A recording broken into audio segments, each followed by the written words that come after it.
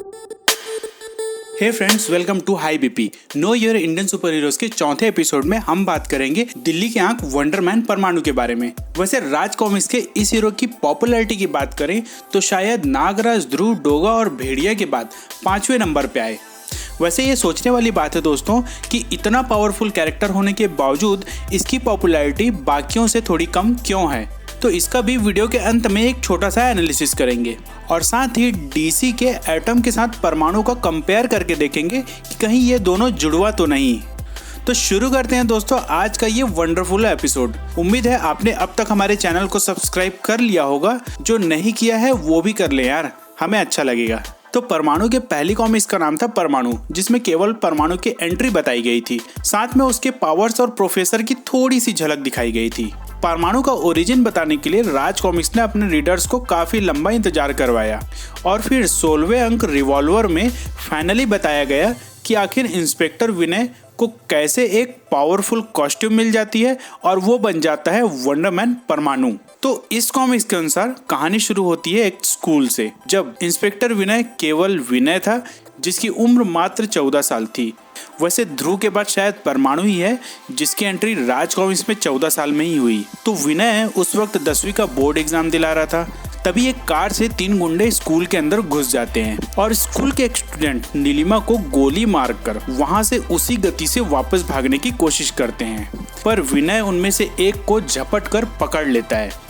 अपने साथी को विनय के कब्जे में देखकर उसके बाकी साथी उसको गोली मार देते हैं और वहां से भाग जाते हैं। पुलिस अपनी तहकीकात शुरू करती है और तहकीकात के लिए घटना स्थल पर आते हैं विनय के पापा यानी शांता कुमार। विनय अपने पापा को घटना के बारे में विस्तार से बताता है और साथ ही एक बेवजह कसम खाता है कि वो जब तक नीलिमा के हत्यारे को पकड़ नहीं लेगा तब तक वो अन्न ग्रहण नहीं करेगा। आपको वीडियो के अंत में बताया जाएगा कि इसे बेवजह क्यों कहा जा रहा है। इधर दोनों गुंडे अपने बॉस के पास पहुंचते हैं और बताते हैं कि उनका एक आदमी मारा गया, साथ ही उसकी रिवॉल्वर भी वहीं छूट गई। ये सुनकर बॉस बहुत ज्यादा गुस्सा होता है और उन्हें ऑर्डर देता है कि रिवॉल्वर उसे किसी भी कीमत पर वापस चाहिए। इधर शांता कुमार कमिश्नर गोखले को अब तक की घटना की जानकारी देता है और बताता है कि रिवॉल्वर अब उसके पास है। जब शांता कुमार घर पहुंचता है तो पहुंचते ही उसे एक अनजान व्यक्ति का कॉल आता है, जिसमें वो बताता है कि वो शांताराम के छोटे बेटे यानी विजय को किडनैप कर लिया है और अब उसके बदले वो रिवॉल्वर चाहता है जो फिलहाल शांताराम के पास है। शांताराम और किडनैपर की बात दूसरे रूम से विनय भी सुनते रहता है और जब शांताराम किडनैपर के बताए हुए जगह पर रिवॉल्वर लेकर पहुंचता है तो विनय भी चुपके से वहां पहुंच जाता है और पीछे से विनय किडनैपर पे अटैक करके उसे गिरा देता है और अपने पापा को बोलता है कि रिवॉल्वर उसे मत देना, विजय अब सुरक्षित है। पर शांताराम भी उसमें रिवॉल्वर की बजाय बम रखे हुए थे, जिसको फेंक कर वो दूसरे किडनैपर को भी घायल कर देता है। तभी कोई अनजान व्यक्ति शांताराम को गोली मार देता है और उसकी मृत्यु हो जाती है। पर वो मरने से पहले विनय को बोलता है कि रिवॉल्वर को सुरक्षित कमिश्नर साहब तक पहुंचा देना। फिर एक दिन विनय जब रिवॉल्वर कमिश्नर को देने के लिए निकलता है, एक मिनट, घटना स्थल के सबूत तो फोरेंसिक डिपार्टमेंट में सबमिट होते हैं और ये घर में रखा हुआ है और वो भी ऐसे पकड़ा हुआ है। खैर, वैसे जब वो रिवॉल्वर देने के लिए जाता ही रहता है, 3 गुंडे उसके घर में हमला बोल देते हैं। विनय उस बैग को जिसमें रिवॉल्वर रखा हुआ होता है उसे बाहर फेंक देता है, पर इसी बीच विनय की माँ को गोली लग जाती है और इसकी भी मौत हो जाती है। विनय अपनी माँ को छोड़कर उन हत्यारों के पीछे लग जाता है और उनके अड्डे तक पहुंच जाता है। तीनों जब रिवॉल्वर बॉस के हाथ में देते हैं तो बॉस उन सबको ही गोली मार देता है। तभी विनय उस पे हमला करता है और उसी गन से उस बॉस को गोली मार देता है, पर मरते वक्त वो बताता है कि रिवॉल्वर उसकी नहीं है और नीलिमा का कत्ल उसने नहीं करवाया है, असली कातिल कोई और है। इतना बोलकर वो मर जाता है। विनय आगे कुछ सोच पाता है कि उन तीनों में से उठकर एक विनय को गोली मार देता है। विनय उसी जगह बेहोश हो जाता है और उसकी आंख खुलती है एक प्राइवेट हॉस्पिटल में, जहां उसका इलाज करते रहते हैं उसके मामा। विनय के मामा विनय को अब तक के घटनाक्रम की जानकारी देते ही रहते हैं कि वहां पहुंच जाता है बुफालो और वो सबूत वाले गन को तोड़ देता है और दोनों को मारने के लिए आगे बढ़ता है। विनय के मामा विनय को वहां से एक गुप्त कमरे में ले जाते हैं और वहां उसे देते हैं एक कॉस्ट्यूम, जिसको पहनने के बाद विनय परमाणु बन जाता है और बुफालो को खत्म कर देता है। पर विनय के लिए रिवॉल्वर के मालिक को जानना अभी भी पहेली थी, जिसे बुफालो ने नष्ट कर दिया। पर विनय के मामा बताते हैं कि वो उसे नकली वाला रिवॉल्वर दिए थे, असली वाला रिवॉल्वर अभी भी उनके पास है।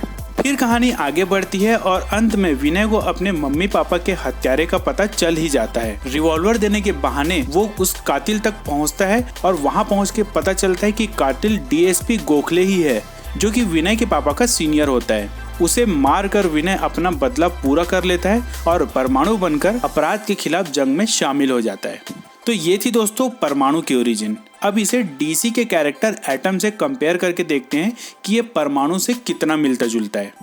वैसे इसमें कोई दो राय नहीं है कि परमाणु एटम से काफी हद तक इंस्पायर्ड है और शुरुआत नाम से ही होती है। एटम को हिंदी में परमाणु बोलते हैं। उसके बाद अगर कॉस्ट्यूम को देखा जाए तो कलर छोड़कर परमाणु का कॉस्ट्यूम एटम से काफी मिलता जुलता है। उसके अलावा उड़ने की पावर, बेल्ट के थ्रू पावर को कंट्रोल करना, ट्रांसमिट होना आदि जो एटम से काफी मिलते हैं। तो अब तक परमाणु लगभग एटम का कॉपी ही लग रहा है। अब एक नजर डाल देते हैं एटम की ओरिजिन पे। वैसे तो एटम का कैरेक्टर काफी बार रीबूट किया गया है, पर उसमें से जो सबसे ज्यादा फेमस है, जिसमें रे पैल्मर एक साइंटिस्ट रहता है। एक दिन उसे व्हाइट डॉर्फ स्टार के कुछ टुकड़े मिलते हैं, जिसकी मदद से वो किसी भी सब्जेक्ट को छोटा कर लेता है, पर उस सब्जेक्ट को वापस उसी आकार पे नहीं ला पाता। तभी एक दिन रिसर्च के दौरान लैब में विस्फोट हो जाता है और फिर इस घटना के बाद रे पैल्मर कुछ दिनों के लिए ब्रेक लेता है और कुछ स्टूडेंट के साथ वो टूर पे निकल जाता है। उसी टूर के दौरान उसे आभास होता है कि उस विस्फोट के कारण उसके शरीर में कुछ बदलाव आए हैं, जिसके फलस्वरूप अब वो अपने आप को छोटे आकार में परिवर्तित कर सकता है और वापस उसी आकार में आ सकता है। इसके बाद रे पैल्मर अपने लिए एक कॉस्ट्यूम और बेल्ट तैयार करता है, जिसके थ्रू वो सारी पावर्स को कंट्रोल करता है। इस तरह रे पैल्मर एटम बन जाता है। वैसे देखा जाए तो परमाणु और एटम के ओरिजिन में जमीन आसमान का अंतर है, पर जितना डीपली और लॉजिकली एटम की ओरिजिन बनाई गई थी, उतना ही लाइटली परमाणु का ओरिजिन था। जैसे कि ये कभी नहीं बताया गया है कि प्रोफेसर वो सूट विनय के लिए ही क्यों रखे रहते हैं। प्रोफेसर वो सूट बनाया कैसे, विनय नीलिमा की हत्या के बाद इतना भावुक क्यों हो जाता है, और भी ऐसे बहुत से सवाल हैं जिनके कारण लगता है कि परमाणु की ओरिजिन बनानी थी, इसलिए जस्ट बना दिया गया। वैसे आप परमाणु के शुरुआती कॉमिक्स भी पढ़ोगे तो आपको ये फील होगा कि इस कैरेक्टर को शायद सुपर हीरो की भीड़ बनाने के उद्देश्य से लाया गया था। कमजोर पटकथा और औसत दर्जे के आर्ट वर्क के कारण ये नागराज, ध्रुव, डोगा और भेड़िया जैसे तगड़े कैरेक्टर के सामने कमतर ही नजर आता था। हाँ, ये बात अलग है कि जब से आर्टिस्ट एडिसन जॉर्ज यानी मनु सर ने कमान संभाली, तब से ये धीरे धीरे लोगों के बीच लोकप्रिय होना शुरू हो गया और क्रिएटर भी थोड़ा इसकी कहानियों पर ध्यान देने लग गए। पर आज के समय में परमाणु फिर से विलुप्त होने की कगार पे है। वैसे फिलहाल तो ब्रह्मांड संहिता कॉमिक्स के अनुसार परमाणु की मौत हो चुकी है और अब तक वो नए इशू में नजर नहीं आया है। खैर, किसी फिक्शनल कैरेक्टर के लिए जिंदा होकर वापस आना कोई बड़ी बात नहीं है, पर फिलहाल अगर इस कंपैरिजन का कंक्लूजन निकालें तो यहाँ ये कहा जा सकता है कि राज कॉमिक्स का ये हीरो एटम का एक सस्ता कॉपी है, भले ही इसका लुक या ओरिजिन थोड़ा अलग हो। वैसे परमाणु को रीबूट करके अपनी पुरानी गलती सुधारी जा सकती है, पर ये पब्लिशर के हाथ में है। अब वो कब करते हैं, फिलहाल इसका हम केवल इंतजार कर सकते हैं, पर उम्मीद है आपको हमारे वीडियो के लिए लंबा इंतजार करना नहीं पड़ता है। वैसे एक बहुत ही जरूरी अनाउंसमेंट कर दूं दोस्तों कि हम जल्द ही कुछ सुपर हीरोज की एनिमेटेड वेब सीरीज लेकर आ रहे हैं, पर ये किस कॉमिक्स और कौन से सुपर हीरो या कैरेक्टर का रहेगा, ये जानने के लिए आपको थोड़ा इंतजार तो करना ही पड़ेगा। तो आज के लिए बस इतना ही दोस्तों, जल्द ही मिलते हैं ऐसे ही किसी अमेजिंग टॉपिक के साथ।